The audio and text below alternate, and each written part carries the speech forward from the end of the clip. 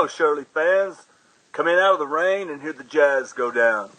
This is the real KD. I'd like to welcome you to the Shirley You Can't Be Serious podcast. Here are your hosts, the brothers in arms themselves, Mr. Jason Colvin and Mr. D. Graves. Peace out.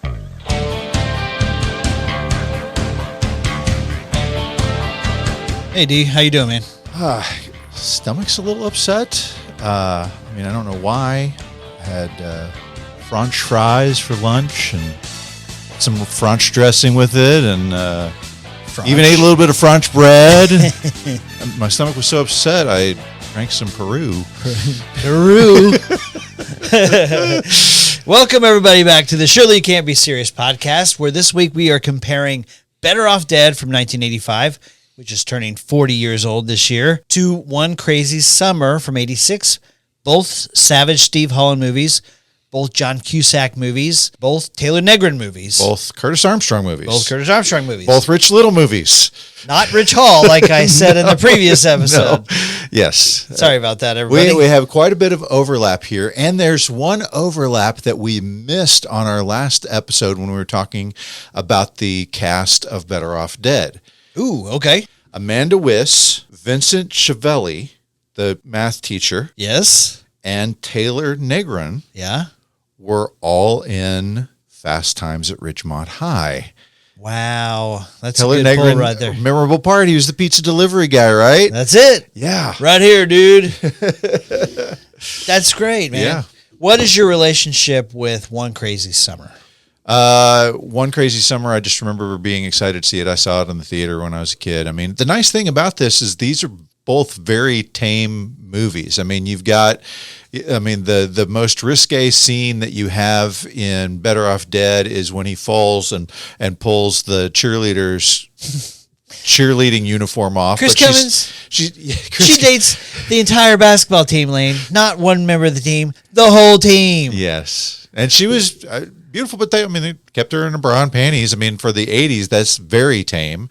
And then I think you pointed out the most risque scene in One Crazy Summer is like a cartoon scene with the little slutty. The drawings are so fuzzy bunny. The fuzzy bunnies are a little nipply. Yeah. We don't do this, the fuzzy bunnies win. That's it. I mean, I watch this movie all the time on HBO. Yeah. Well, I watch both of these movies all the time on HBO. Yeah. I was going to bring this up because I think this is interesting. So One Crazy Summer is released August 9th of 1986. Okay. It was shot in the summer of 85. Right. We mentioned this a little bit in the previous episode. This is before Demi Moore blew up. Right. Sorry your mom blew up, Ricky. Really sorry your mom blew up. Demi Moore was in a romantic comedy it's kind of a romantic dramedy with Rob Lowe and Jim Belushi. It's called About Last Night. Yep. David Mamet script. Yes. Yeah. That came out a month prior to One Crazy Summer.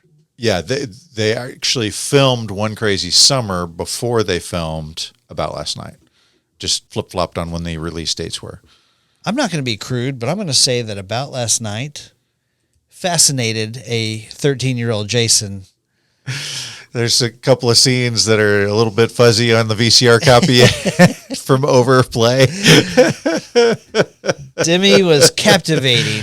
Okay. Yeah. Well. So there you go. That's all I'm going to say. Captivated Bruce Willis with that scene, I think. That's all I'm going to say about that. Yeah. One Crazy Summer starts off with a graduation scene, which I mentioned before. Say Anything starts off with a graduation scene. Mm-hmm. 3 years later. Right. And John Cusack maintains the same age, which is cool. But the high school, I don't know if you noticed. Did you notice the name of the high school? No. Generic High School. Nantucket.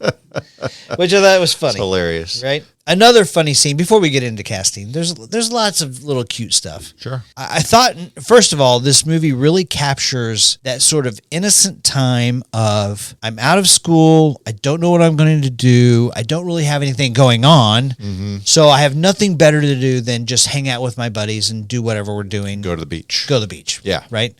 And in fact, some people have called One Crazy Summer Better Off Dead Goes to the Beach. I mean, it's the same thing, right? It's Right. John Cusack obsessed with the blonde girl when really it's the brunette he should be after, right? That's exactly it, right? There's one really funny moment in the very first of this movie. He's talking to Demi Moore. You can tell that they're kind of cozying up to each other. They got something blossoming, possibly. And he's like, I just love the smell of the air, the summer air. But this is a big boat. A lot of safety equipment. I can see the land. Clean, fresh air. Chili dog. And right as he does that, the guy shoves a chili dog. He's like, chili dog? Right. It's just cute humor like that. It's sort of Nickelodeon humor, if you will. You know? Yeah. Well, and then this one, we're going to talk casting here in a second, but that's some of the most interesting stuff is the various cast and how it came to be on this thing. So let's get into it. Let's get into it, man. All right. All right. So we have John Cusack back. As Hoops. Hoops McCann. Do you know where the name comes from?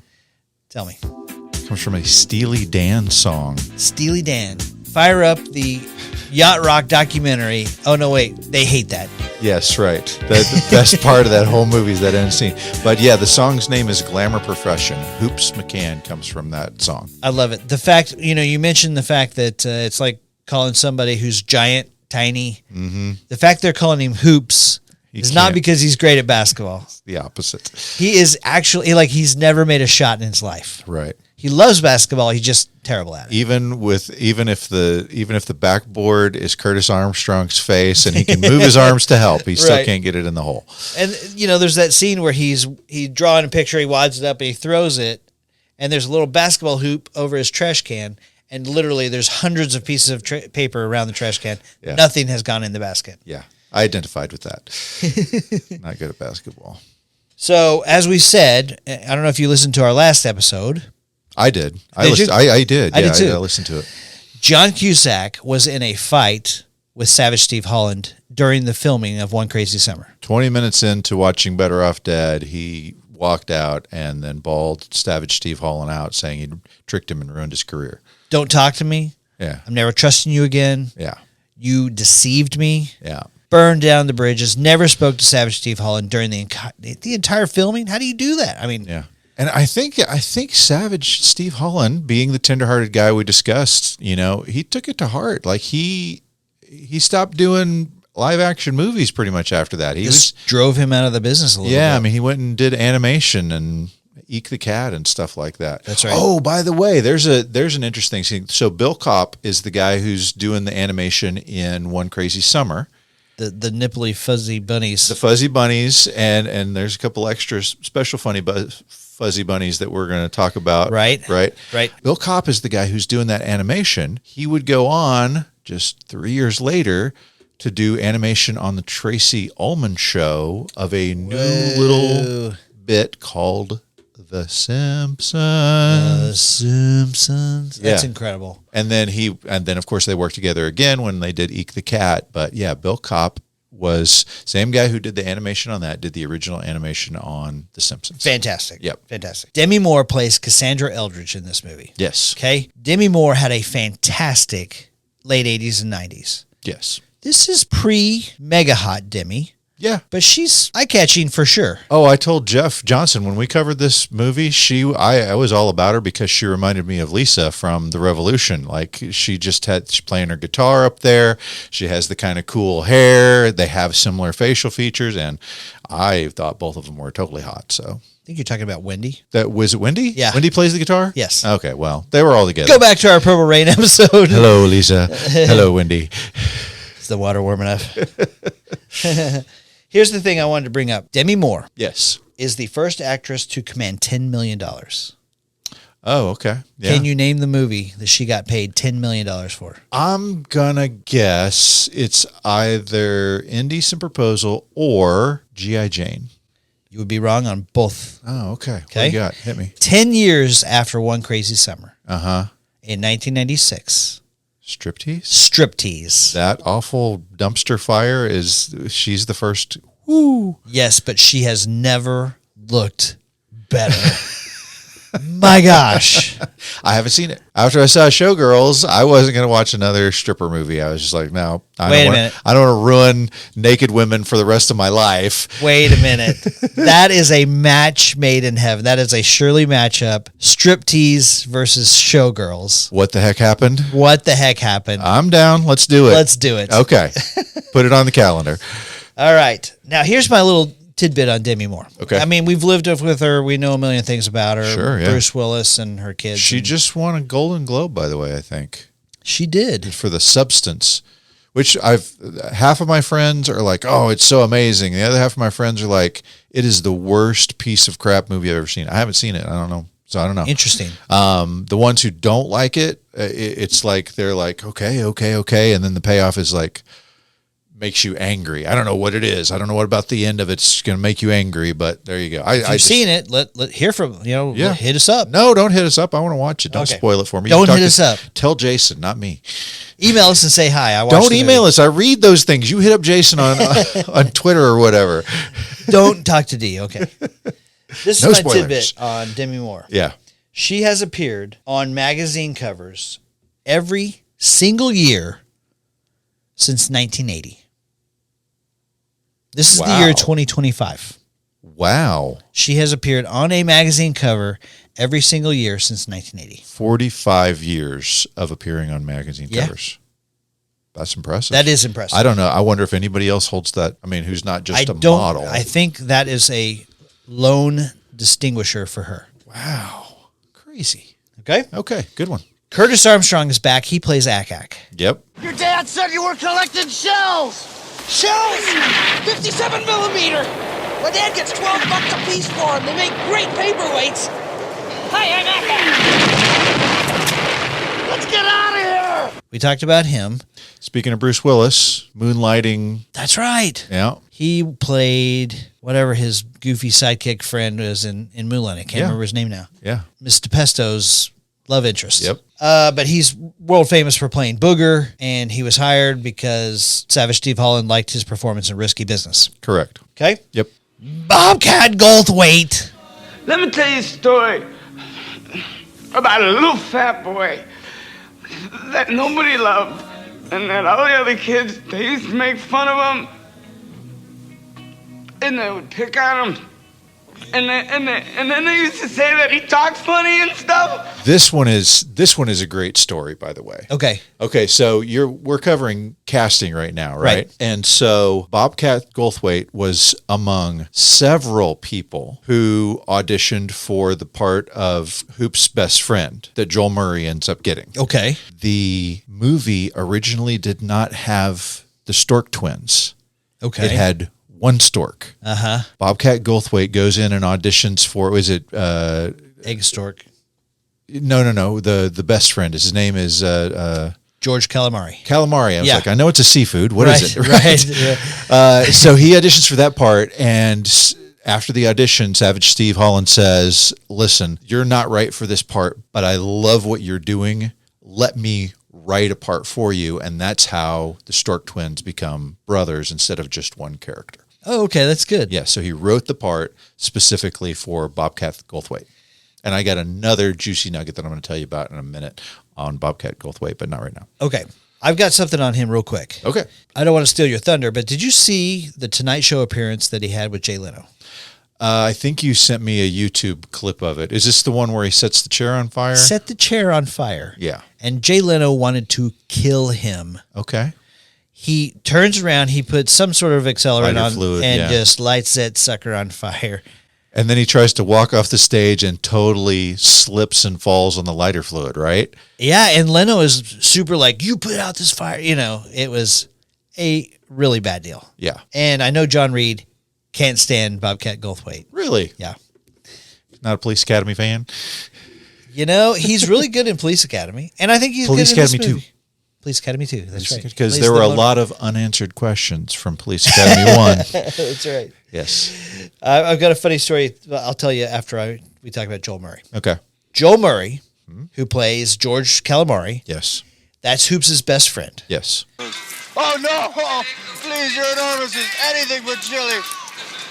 That's Bill Murray's little brother, Brian Doyle Murray's little brother. Yes. He auditioned for the part of George Calamari. Right. When he saw Jeremy Piven, who is actually John Cusack's best friend, Roommates. they were roommates, Yeah. come in to audition. He's like, well, I'm not going to get this part. Yeah. John Cusack's best friend is auditioning for the part of best friend. Yeah. No chance. Right. He probably didn't know that John Cusack had just told Savage Steve Holland that he could go jump off a ship, That's right. Oh, yeah? a Well, sailboat. yeah. Your best friend is now your enemy. How about Yeah, that? yeah. So, of course, Jeremy Piven didn't get that part. Nope. He gets the part of like Sidekick to bad the kid, bully. bad guy number 2, right? Yeah. But when Bobcat Goldthwait and Joe Murray show up to set, first thing they do is like, well, let's go meet Cusack, right? Do you know this story? No. So Joe Murray's like, I know where his room is. Let's go down and meet him, right? Mm-hmm. So Bobcat Goldthwait and Joe Murray go down to John Cusack's room, knock on his door, Mm-hmm. and they go inside, and they're shaking hands. Hey, how you doing? Good to meet you. We're doing this project, whatever. Bobcat Goldthwait spies with his little eye an American Express card that belongs to John Cusack. Okay. So he writes down the numbers, and then like throughout the course of the movie, he buys things and has them shipped to John Cusack's room, which I thought was That's hilarious. Yeah. That's awesome. It was a great one. Yeah. So we talked about who auditioned for Calamari, Yes. and we mentioned that Bobcat Goldthwait did, Yes. and that Jeremy Piven did, Yes. and obviously Joel Murray did. Yes. Do you know who option number No. Robert Downey Jr. auditioned and did not get the part? What? Yes. For best friend? Yeah. Wow. Yeah. But You I mean, know- keep in mind, this is 1985, right? is. And he's not the Robert Downey Jr. that we know today. Well, you think about it. He played in Back to School. He was like best friend, sidekick. Exactly. Nobody. Right? You know? Yeah. And Weird Science, he's, not Baddie even that. number 2, yeah. Baddie number 2, exactly. Yeah. So Old Man Beckerstead is played by William Hickey. The blessing.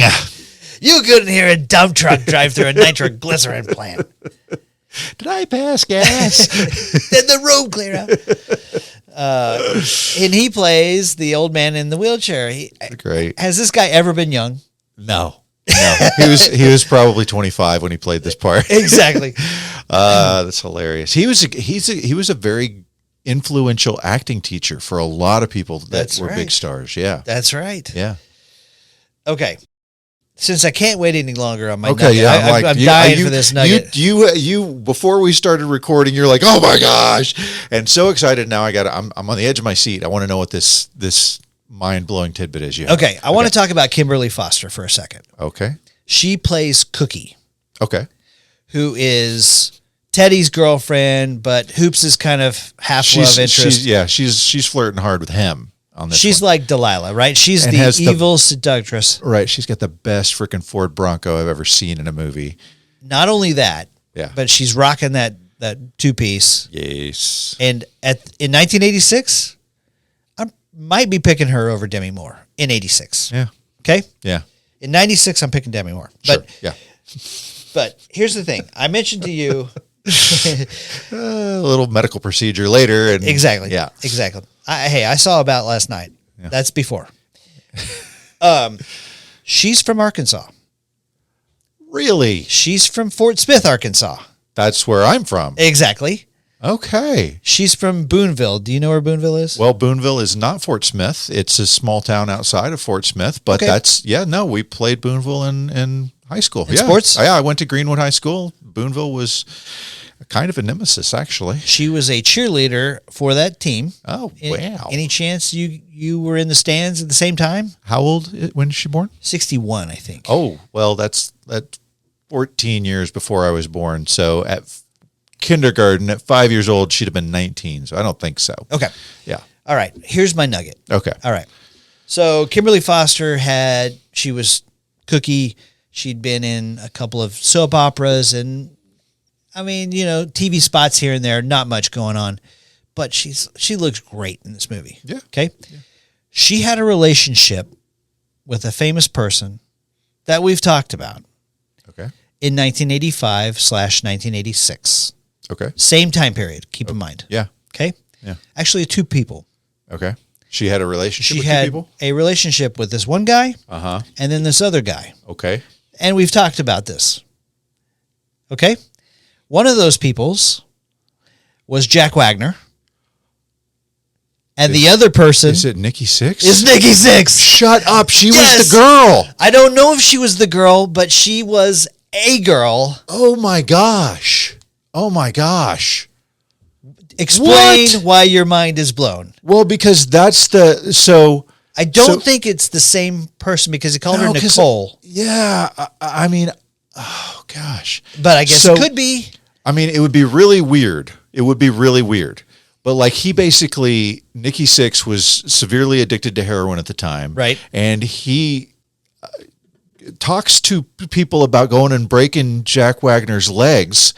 And then that Monday, Jack Wagner shows up with a broken leg, and the girlfriend is like, "Oh my gosh, did you really do it?" No, he fell off the stage. It was just this weird kind of coincidence that, Nikki Sixx had hired somebody to go break his legs, and then he did it on him. He did it all on his own. In a jealous rage. Yeah. Because they were sharing the same girl. Yeah. Nikki Sixx hated Jack Wagner. How many times has Jack Wagner come up in a Surely You Can't Be Serious podcast? Okay. I can't even keep track. Once again, It's nuts. Jack Wagner had a one-hit wonder Yeah. called All I Need. And Nikki Sixx responded by writing a song for the Girls, Girls, Girls album called You're All I Need. Yeah. As a FU to Jack Wagner over this shared girlfriend. It's crazy. And this girl from Boonville, Arkansas, oh my goodness. Could be her. Wow. Cookie from You- One Crazy Summer. You exceeded my expectations. Wow. Oh. Wow. Thank you very much. Wow. Okay. Good. I like that. Yeah. All right. Mark Metcalf is in this movie. Yes. Yeah. He plays Niedermeyer in Animal House, Yep. which we've talked about. He's the mean dad in the Twisted Sister videos. Right? Yep. He's good at being the mean dad. He's great, right? Yeah. He also has something in common with Bobcat Goldthwait. They've both been in Twisted Sister videos. I've got a good mind to slap your fat face. John Matusak Yeah. plays Stain. We just got done speaking about John Matusak last episodes. Yeah, when we were talking about the Goonies, John Matusak is a professional football player who became an actor. Yes. And this is probably the third time I've said it in these podcasts that we've done, but he was playing for both leagues, which wasn't allowed, and they had to serve him papers on the field of cease and desist. You cannot be playing for both of these. Incredible. AFL and NFL or whatever it was. Then, yes, so then he's the pink-haired, at the beginning, the pink-haired biker guy that's chasing after Demi Moore that John Cusack ends up saving by doing the thing with the cash or whatever. He goes on to play Sloth in the Goonies. Baby Ruth. Yes, he plays Such Sloth. a memorable part. And then the poor guy is so caught up in drugs and alcohol that he ends up dying of an overdose a couple years after this. Tragic. It is tragic. Hey, I want to talk about that scene for just a second since we're here. Okay. So the motorcycle guy, John Matusak, Yep. Stain, is chasing Cassandra. Demi Moore's character, she runs into the bathroom. She hides into the stall. But before she does, she hides a bunch of cash in the paper towel holder. Yep. Well, John Cusack, he comes in and he doesn't know she's hiding there. Anyway, he goes to take a paper towel out and a $100 bill falls out. Yep. And so he realizes, well, they're looking for this. So he grabs the wad of cash that belongs to her that she's trying to hide and protect from this guy. Mm-hmm. And he turns around and he's like, hey, guys, you looking for this? And just like throws the money. I'd be like, thanks a lot, you jerk. I had that hidden. Yeah. And you just effed And it all you just up. screwed the whole pooch. Yeah. But instead, she falls in love with him. Yeah. So, It's an 80s movie. right. Okay, I want to bring up Matt Mulhern to you. Okay. He plays Teddy. Oh, okay. Yeah. You touched my car! Right. Well, let me just get it clean then. You touched it again! Don't ever touch my car! I'm not so sure he doesn't do a better job of being the bully than Aaron Dozier, who played Stalin in Better Off Dead. He is also great. Definitely. He is awesome. Top notch. Love the swim scene where he's got the floaties on his arms. I mean, the absurdity of some of this stuff. Like, I watch some of these Dan Schneider shows that my kid watched, and I'm like, this is such dumb comedy. But I go back and watch these movies, I'm like, okay, well, I was laughing at the same ridiculous stuff back in 1986. Right. The ludicrous scene where there's lobsters like pinned to their bathing suits, clearly not attached. Right. Just looks stupid. Right. Okay, I want to bring something up about him. So he plays this great bully. Uh-huh. I don't really. He played like a military dad in a TV show in the early '90s. He's done some stuff. yeah, okay, He made yeah. a career until about 2015. Okay. Then he quits. He goes back to Fordham University, and he's working on his PhD in history, which I think is fascinating. Cool. But before he does that, in 2005, he writes and directs 2 movies. Okay. Okay? 2005. 2005. One is called Walking to the Waterline, and one is called Dwayne Hopwood. Okay. Never heard of him? No. Dwayne Hopwood stars David Schwimmer, Okay. Friends, right? Right. Ross. Ross, yeah. And Roger Ebert called Dwayne Hopwood one of 2005's best films. Okay. Written and directed by Matt Mulhern, who plays Teddy. Wow. I kind of want to watch it now. I know, right? Okay. Interesting. So- okay, good. Okay. Yeah. You also have Rich Little, who's playing the radio DJ. Yep. Okay, which when I saw this in the theater, that maybe got the biggest laugh from me Uh-huh. because the uncle is trying to play that win $1 million thing. Right. It could be any moment, Yes. any second, and he keeps trying to go to the bathroom. He's like, but it's not right now. And this poor guy is just suffering all summer trying to win this $1 million. Right. And then he finally wins the contest because he's the number 7 caller after they play the jingle, whatever. And then he's walking around, and like the Tasmanian devil, he unplugs the radio from the wall. The phone. Or the phone, excuse Yeah. me. And they're like, oh, sorry, we're disconnected. They go, next caller. And then she wins, and he takes a rocket launcher and destroys the radio station. Yeah. At the very end of the movie, which I thought was really funny. Hysterical. Then you've got Tom Villard, who plays Clay Stork. Right. Tom Villard, the other twin, not Bobcat Goldthwait, but the tall guy who gets beat up, which He is keeps the getting impetus. smacked in the head. Yeah. Yeah. He hit you. Yes. Yeah. And then it's a great payoff because they chop his car up. That was a great reveal. It was a great reveal. He loves that Ferrari. You know, at the very beginning, he's like, you touched my car. He's like, what? You touched my car. Right. So they chop up his Ferrari, and it becomes the engine for the How they win for the race. That's it. Yeah. Tom Villard studied under Lee Strasberg, Okay. which we talked about, especially in our Godfather episode. Godfather episode. Godfather Part 2 to be precise. That's right. Played Eli Roth. That's right. He's the bad guy. Yeah. They're all bad guys. I mean, Strasberg is very well known as one of the most influential acting teachers of the 1950s. That's but right. Yeah, 60s. Tom Villard passed away at age 41. AIDS. Yeah. Yep. All right. Taylor Negrin is also in this. He plays Taylor. There you go. Right. And he's with Rich Hall, Thank you. not Rich Little. And they're making fun of Bosco, the poor ugly dog. Yes. And Bosco. Squid rolls the window up and gets their ties. and That's funny. it's great. Rich Hall was on Not Necessarily the News, which is a show on HBO, Yep, I remember it. and they had a little segment called Sniglets. Yeah, he made probably a boatload of money because he like made books out of Sniglets, I right? own at least 3 of those books. Oh, wow. Okay. Yeah. Words that not in the dictionary but should be, Right. right? Yeah. I remember one was Schlitzstop, somebody who could play softball and also drink beer at the same time. Go play Should Stop. That's right.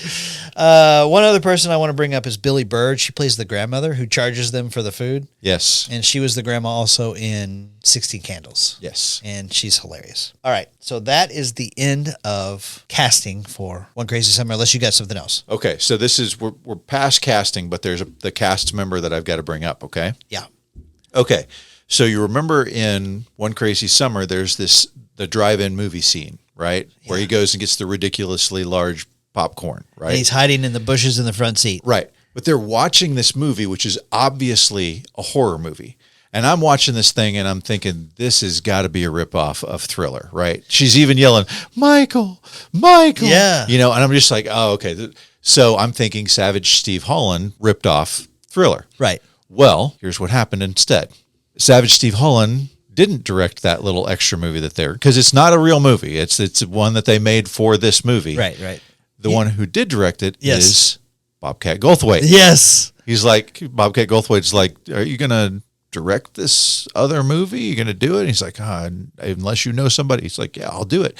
And so he had his own separate crew, separate lighting. Everything was different, which is why it looks different. But Bobcat Goldthwait is the one who directed the movie that is playing at the drive-in movie in One Crazy Summer. I love that. That's so good. That's so good. Jeff and I talked about this. I was like, wouldn't it be cool if we actually saw what that movie was? Like when he does his I'd whole love to watch it, sequel yeah. prequel thing. I'm like, what if it was that movie? And then we're watching One Crazy Summer at the drive-in in that movie. That's nice. Trivia question. Yeah. Do you know the name of that movie? Like the fictional name of the movie? No. Chainsaw Date and Hemorrhoids from Hell. Right. Okay. All right. All Okay. right. Yeah. All right. That does it for casting. Are we on to tidbits? What do you want to do? Yeah. Let's do it. All right. Blow my mind, man. Okay. All right. Let's stay right here on One Crazy Summer. I got some tidbits for you here. Okay. Okay. Yep. So there is a teddy bear, a little teddy bear that George's grandmother gives to his sister. Yes. That is the same little teddy bear that Lane is going to give to Beth. Such a throwaway scene. Like it, Right. Yeah, because you don't hear her voice, you just hear him talking to her on the phone, and he's like, "Oh, Roy bought you a giant teddy bear," and he's got the little tiny little palm-sized teddy Cutest bear. thing ever. Cutest thing ever. Yeah. Well, I got to go. The Christmas tree's on fire. Right. Okay, so this movie was shot in Nantucket. Yep. And one of the little subplots of this movie is that they're filming a movie. There once was a girl from Nantucket. Sorry, I can't finish the rest of that. Right. But they're filming a movie there. Yep. Remember what the movie is? The dolphin, the rabid dolphin. The dolphin with rabies, right? Yes, yeah. Foam 2. Does that sound like any other movie you might have heard? Yes, and if you listen to the film buy that I did with Jeff Johnson, I so frustrated him on this. Yeah. Okay, so in the movie they're filming this rabid dolphin Jaws ripoff movie, right? Right. Okay, and then key moment in this movie is the big boat race, right? Yes. You have this fantastic montage where they take this old crappy boat and you see them painting and making it beautiful and all this other stuff. 80s montage. Love it. 80s montage, and right after the 80s montage, you have this kind of filler B-roll scene, right? Now, I am a busy guy, and so I don't usually get to watch a whole movie in one sitting anymore. Yeah. And so I've watched 3/4 of this movie, and then I'm like watching the rest of it on the phone as I'm, in the gym waiting for my kid to come back with the car or whatever, right? Right. And I'm watching this on my phone, and it's this little B-roll thing, and I just I glance at it, I'm like, what the heck did I just see? And I do the little double tap, I get it to go back 10 seconds, and in this little transitional B-roll thing, they're out on the boat docks, it's morning, the sun's just coming up, and you see a shooting star go across the sky. And I'm like, holy crap, that is fantastic, because it's right out of Jaws, right? Everybody knows that the shooting star, because they're like, Spielberg, how'd you do it? He's like, I got lucky. It just happened. But Savage Steve Holland is a genius, and he throws this in without telling anybody. Obviously an homage to that scene. And I texted Jeff Johnson. I'm like, did you catch the falling star? Yeah. He said he was playing golf when I sent the text, and he was like, he was so excited to tell me about this scene. Thought he was going to blow my mind. And he was like, son of a bitch. I love that. I love that they don't really even pause to take time for you to look at it. It's just, if you know Jaws really well, then you recognize it. Wink and a nod, as subtle as it can be. It's great. So good, right? So clearly, Foam 2 is based on Jaws, right? Jaws, right. Yeah, okay. It came out after Jaws 3, probably was better. Foam 2, right? Go check out our Jaws 3, What the Heck Happened episode. Yes. Okay. And then one thing I wanted to bring up about Akak. Yep. The name Akak is such a weird name, right? It is, yeah. So Akak is the airport call letters for the island of Nantucket. Ah. Right? Okay. ACK. Okay, yeah. So they just took that and like, okay, well, character's name is Akak. Yeah, his dad. Yep. We talked about how these are autobiographical, Yes. and his dad was like, you're going to go to military school if to Savage Steve Holland. If you don't get into Cal Arts, you're going to go to military school, right? Yep, right. And so John Flaherty, it's John, right? John Flaherty is the actor who plays the dad from SCTV. Yes. And if you don't remember him from SCTV, you might remember him from Happy Gilmore. He's the jackass. That's it. That's him. Yep. Oh, good call. Yeah. How did I miss him? Yep. Okay. Let's flip back over to One Crazy Summer for a second. Okay. Okay. I mean, we're talking about One Crazy Summer, but okay. So Drew Struzan. Yes. Maybe the greatest movie poster artist of all time. Certainly top of the conversation. We just talked about how he did Indiana Jones and the Temple of Doom. Yep. He then does The Goonies. Yeah. Also in 85, he does Back to the Future. Back to the Future and Better Off Dead. Better Off Dead. Yeah. How about that? I just read you a little post on Facebook. He's got Alzheimer's. Oh, yeah. He's It's struggling. Tragic. Yeah, it's tragic. Can't do it anymore. His wife said he is not enjoying retirement. He's struggling to live. So God bless her and going through that. I hope it's easy. And yeah. That's right. Okay. Before we get to Better Off Dead, Okay. I got one more tidbit for you. Okay. Okay. Yeah. So we mentioned in our last episode that Savage Steve Holland, when he was a young boy, he would make movies at home. Yeah. Which starred his sister. Yes. Whose nickname was Squid. Squid, just like the sister in One Crazy Summer. Right. When Calamari comes in with the trashy hot girls, one of them is his real Savage Steve Holland's sister, Squid. That's Yes. great. I love that. That's a good one, man. Yep. Okay. Tidbit on Better Off Dead. Okay. One of the most memorable scenes from Better Off Dead is this little daydream break that we take where there's a Van Halen playing Hamburger Yeah. and swimming French fries. Everybody wants some from Women and Children First, right? That's right. Okay, yeah. So that was actually not part of the original script. Yeah, there's like going to be a fried rat. Like from Savage Steve Holland when he worked in fast food, he had heard that somebody actually ate fried rat because a rat had fallen into the fryer or whatever. Yeah. There's all those urban legends. Right. He worked at McDonald's. He heard about some rat that got fried up as a hamburger. Uh-huh. They were going to put that in the movie, and one of the producers was like, that's not funny. That's just disgusting. Right. So they had to come up with something else, and they came up with the Van Halen playing hamburger, Yeah. which is awesome. Right. And everybody, the producers still thought it was stupid. It was the most talked about scene after they did their screening for Really? test audiences. Yes. How about that? Yeah. You never know. That goes right hand in hand with the the Van Halen brothers and the Wilson sisters story. Don't give it away. Go listen to that episode. Go listen to our Heart episode. By the way, he's working at the pig burger place, whatever that is, Rocco's place, right? Pat Pig. This is a push. This is a pat. And there's a poster up of a woman, in a chef's hat, back to the camera, probably definite 80s, babe. Yeah. Everybody wants some. Everybody wants some across Right. it, like it's the slogan of the restaurant or whatever. Yes. I would kill to have that poster. I would too. It's so cool. I would love to have that. Yeah. Okay. At the very end of Better Off Dead, Yeah. in the credits, Yeah. at the very end, it says, the film's over. You can go now. Does Matthew Broderick say it? Or? That predates Ferris What? Bueller's Day Off. Really? Why are you still here? Exactly. Go home. Cute, right? Yeah, that's awesome. In Better Off Dead, you have some of those kind of end scenes going on while they're doing the first part of the credits. As he's going in and fixing stuff, the dad is doing stuff, right? Yeah. And Badger's space shuttle takes off out of the house. Yes, that's right. Yeah. Couple of things on Better Off Dead. Okay. We talked about how Savage Steve Holland's real life girlfriend left him for the ski instructor. Right. Where it really hurt him bad and made him even slightly suicidal. And when she saw the movie, his ex-girlfriend, she felt so bad that she contacted him, apologized, and then even had to go to therapy because she felt horrible about this. Oh my gosh. Yeah. Wow. Real life. The $2 kid, the newspaper kid, that's based on real life story.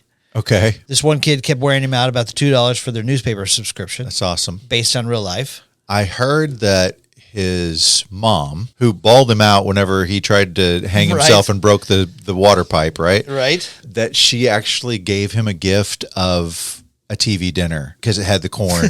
He liked the corn. Yes. You like corn. Yeah. the movie tagline for Better Off Dead had to be changed. Did you hear this story? Yeah, it was like sometimes you're better off dead, and they're like, no, that's not. We can't be. I mean, you know, you got Judas Priest and Suicide Solution stuff going on right there. That's right. Yeah. Relax, you're not better off dead. That's right. Yeah. That's right. Okay, I want to talk to you about the soundtrack just real quickly. Okay? Oh, heck yeah. Yeah. Both of these movies, you've got some crazy songs. Got a great soundtrack, right? It's nuts, yeah.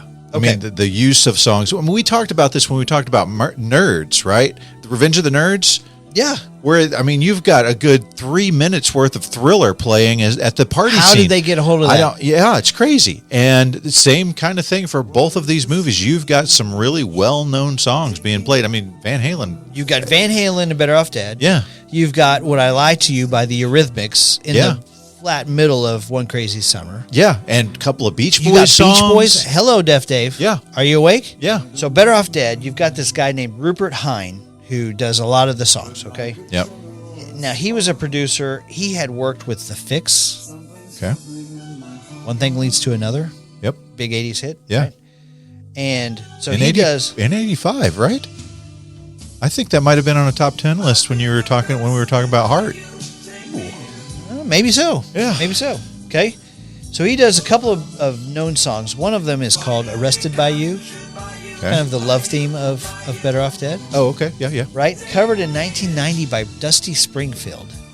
That ring a bell to you? Yeah, Dusty Springfield is the one who did Son of a Preacher That's Man. Yeah. And What Have I Done to Deserve This with the Pet Shop Boys. Okay. Right? Right, yeah. Okay. Then you have another song called Dancing in Isolation, sung by Terry Nunn. Oh, from Berlin. From Berlin. Wow, right? okay. Take My Breath Away. Yeah. And then you actually have a couple of songs by E.G. Daily. Okay. You've got, of course, the Van Halen song. And then you also have another song by Howard Jones. Oh, really? The song is called Like to Get to Know You Well. That's the song they play while they're fixing the Camaro. Oh, okay. And I didn't even notice. Yeah, don't give it away. But yeah, go check out our top 5 of 1985 because I got a song from Howard Jones on there. All right. Are we to Final Judgment? Yeah, I think it's time. Okay. Before we do, Yeah. Roger Ebert and Gene Siskel hated Better Off Dead. They could not have been more Cruel. visceral, just awful, spitting vile all over this. Had nothing It's positive embarrassing. to say Yeah. about this. And it's terrible. Yeah. It's terrible that they would do this to this wonderful. I mean, it probably was the reason that this movie didn't do well because we've been doing this for years now, and when Better Off Dead comes up, people go nuts. They're like, this is such a great movie that was so unappreciated. And I have to think partially due to the bad reviews it was getting from the critics when it's such a wonderful little It's so perfect sweet. 80s high school comedy. It's funny, it's absurd, it's sweet, it's genuine. Both of these movies. And so Savage Steve Holland responded by having a couple of the fuzzy bunnies. Look very similar to, one is kind of heavy and has glasses, and the other one is tall and thin and get massacred or something. With the like that with Israeli the Uzi. submachine guns, right? So funny. At least he's not bitter. Yeah. That's great. Yeah. All right. Okay, so time for Final Judgment? Final Judgment. Okay. I usually say you go first. I'll go first this time. Okay, go. Okay. So here's the thing. I know that I'm going to be in the minority in this. I'm confident that I'm going to be in the minority in this. Woo. Because I know, and I'm giving it right away, I love both of these movies. But to me, he upped his game on movie number 2. Wow, Even though John okay. Cusack, obviously hated it, I thought that he brought his botheredness that he had with Savage Steve Holland or whatever, it translated well into his character of Hoops. And then you increase the cast, in my opinion. I love Diane Franklin, but Demi Moore, better. And you've got Bobcat Goldthwait, funnier. You've got Joel Murray, funnier. You bring Curtis Armstrong back in an entirely different part, which is a nice juxtaposition with the crazy people that are there. I mean, in my humble opinion, I think that One Crazy Summer is more underappreciated than Better Off Dead. And so I'm saying my pick of these two is One Crazy Summer. Wow. All I have to say to that is, okay, let me just tell you, I'm shocked at that. I think Better Off Dead is clearly the funnier movie. I think it's more genuine. I think the love story works better. I think Monique and Lane fit better than the 1986 version of Demi Moore and John Cusack. So for me, that story just works a little bit better. I do love both of these movies. I think One Crazy Summer is a little bit more absurd, but it's so fun and funny. But mark me down for Better Off Dead. All right? Yeah. So, guys, tell us, what do you think? I'm confident that Jason's going to get more votes his way on this one, but that's okay. If you love One Crazy Summer, let me know that I'm not alone. Next week, we are starting a incredible 3-way combination here. Oh, this is the beginning. We are doing Genesis, The beginning. Invisible Touch, Yep. versus So, by Peter Gabriel, and No Jacket Required by Phil Collins. it's going to be awesome. Yes, it is. And we will have our dear friend and Patreon member, Chad Briggs, back with us to talk about Peter Gabriel and So. If you don't know, Chad Briggs is the guy who hit us up and said, hey, War Games was very influential on me. You guys should do that. And we're like, hey, come do it with us. Not knowing that he actually does War Games as his profession. That's right. Holy cow, what a great episode that was, and what a great friend and fan Chad is. He is over in the Philippines. I don't even know if I'm allowed to say that. He is over in the Pacific doing cool things and sends us pictures of some of the incredible things that he's doing over there and some of the movie stuff that he's got over there. So I'm excited to have him back to talk about Peter Gabriel. It'd be fun. It's going to be great. Come back for that next week. Yep. All right, D, I got a quick question for you. Okay. Rank these 4. Okay. Cookie, Cassandra, Beth, Monique. Okay. In 1986. This may surprise you, actually. All right. Okay, so hit me. Lowest on my list is Cassandra, is Demi Moore. Woo-wee. I mean, I dug her and all. The hippie thing? Well, the corn husks, or is that what they're called? Right. But she's, I mean, if I'm just viewing from afar. Now, if we take the character, she's a guitar player, then she's going up higher on the list. But if we're just going by, like, I just see her at the bar, she's number 4. Okay. Number 3 is going to be Cookie. She's a beautiful blonde, but she's just not my kind of type. Okay. And then that's followed by another beautiful blonde, Amanda Wyss, who's, again, just not really my type. Number 1 for me is Diane Franklin. I like Monique. She is cute. She is French. Language She is lessons. French. And she's very lovable and just has her eyes are very kind. So I'm picking Monique as my top choice. Yeah. All right. How about you? Well, so I got Beth at number 4. Lane needed to cut her loose a long time before that. Right? Okay. Number 3 for me is going to be Demi Moore. Yeah. Cassandra. Yeah. I like the hippie thing, but this is before she really sprouts into the best version of herself. Blossoms, if you will. Yes. Okay. Number 2, I've got Cookie. She is rocking that swimsuit, and she looks great. Yeah. Okay. And number 1 for me, it's Monique. We're in agreement. We love the language lessons. We do. Yep. Yep. We want to hear from you. How do you rank these 4?